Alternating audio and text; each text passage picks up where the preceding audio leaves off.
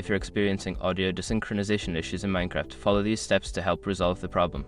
This guide will walk you through adjusting settings and optimizing your game for better audio performance. Step 1. Check your audio settings.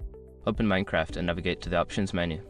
Look for the audio settings and ensure that the volume levels for music, sound effects, and ambient sounds are balanced.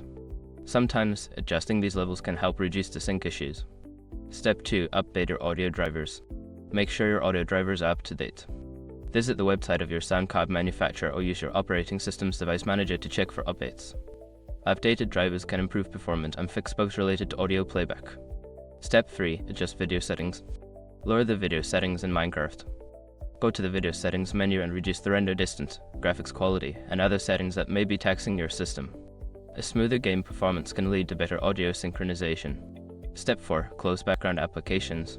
Before launching Minecraft, close any unnecessary applications running in the background. Programs that use a lot of CPU or memory can interfere with the game's performance, leading to audio desync. Step 5. Reinstall Minecraft.